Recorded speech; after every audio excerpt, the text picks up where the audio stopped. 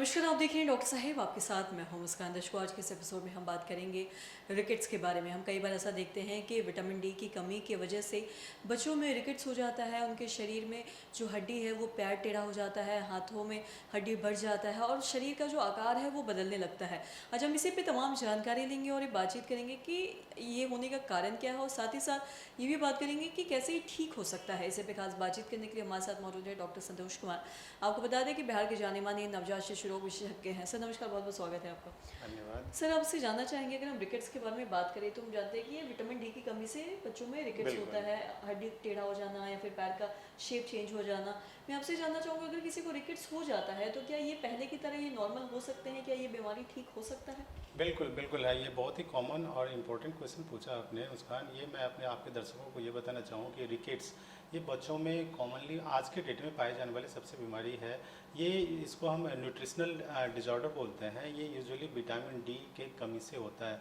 इसमें क्या होता है कि ऐसे बच्चों जिनको बैलेंस डाइट नहीं मिलता है, जो धूप में नहीं निकलते हैं, विटामिन डी हमारे शरीर में वो धूप से ही सिंथेसाइज होता है, मतलब बनता है। जब हमारे स्किन जब सन से एक्सपोज्ड होता है, धूप से एक्सपोज्ड होता है, तो उसमें विटामिन डी बनता है और हमारे शरीर की जो रिक्वायरमेंट है विटामिन डी का उसे फुलफिल होता है। सेकेंड, वेजिटेबल से एंड जो न्यूट्रिशन खाने पीने का चीज़ है उसे विटामिन डी जिसमें रिच होता है वो लेना चाहिए, वो नहीं मिल पाता है, जिसके कारण ये होता है। बच्चों में आप देखेंगे विटामिन डी की कमी से, जिसको हम रिकेट्स बोलते हैं, उसमें क्या होता है कि यूजुअली पेरेंट्स को आइडेंटिफाई करना चाहिए। जब भी लगे कि जब चलना स्टार्ट होता है, ठीक है, तो उस समय देखेंगे कि पैर टेढ़ा एंड कलाई का हड्डी, ठीक है, एंड एल्बो का हड्डी या पैर के घुटनों का हड्डी में थोड़ा सा चौड़ापन फील होता है।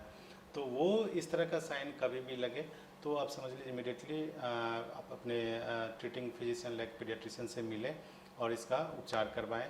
और ये इसके कॉमन साइन है, इसलिए बोला जाता है कि बच्चों को धूप सेकना बहुत ही ज़रूरी है, धूप में जाना, खेलना, ताकि विटामिन डी मिले। एंड सेकेंड, विटामिन डी के साथ साथ कैल्शियम का भी उतना ही रोल है। ये एक तरह का बोन का बीमारी है, मतलब हड्डी का बीमारी है। तो इसमें जो हड्डी का जो स्ट्रेंथ है वो कहाँ से आएगा? विटामिन से एंड कैल्शियम से। तो विटामिन डी जैसे लाइट सोर्स हो गया, और खान पान में कैल्शियम की मात्रा अच्छे से होना चाहिए। जैसे कि बच्चे को दूध पिलाना है, एंड जैसे कि आप आज के डेट में आप सोचते हैं मिलेट, तो मिलेट में जो रागी है ना वो रिच सोर्स ऑफ कैल्शियम होता है। और भी कई सारे फूड मटेरियल हैं जिनमें कैल्शियम की मात्रा प्रचुर होता है, और ऐसे पदार्थ का हमें सेवन करना चाहिए। और रिकेट्स कभी भी हो इमीडिएटली आप अपने डॉक्टर से मिलें, और ये ट्रीटेबल कंडीशन है। इसको इलाज करके आप विटामिन डी का प्रॉपर इलाज लेके उसको आप ठीक कर सकते हैं। बच्चे नॉर्मल हो जाते हैं, पैर भी सीधे हो जाते हैं। और सर, ये तो हमने जाना कि धूप में जाना क्यों ज़रूरी है, विटामिन डी कितना ज़रूरी है ताकि रिकेट से जी बच सके। जी। और साथ ही अगर हम किस एज में ये ज़्यादातर होता है, क्या ये बड़ों में भी होता है या फिर किस उम्र तक ये रिकेट से जो बच्चों में देखा जाता है? Rickets usually paediatric age group में ज़्यादा होता है। जब बच्चे छोटे बच्चे इनफैक्ट 1 साल की उम्र से भी एज में रिकेट्स होने का प्रोबेबिलिटी रहता है, और आगे भी। तो इसलिए बच्चे को बोला जाता है कि धूप दिखाना ज़रूरी है। तो ये हर एज ग्रुप में है, एडल्ट में भी होता है। विटामिन डी की डिफिशियंसी जिसको हम रिकेट्स बोलते हैं, ये एडल्ट में भी होता है। बच्चे में तो कॉमन है ही, एडल्ट में भी होता है।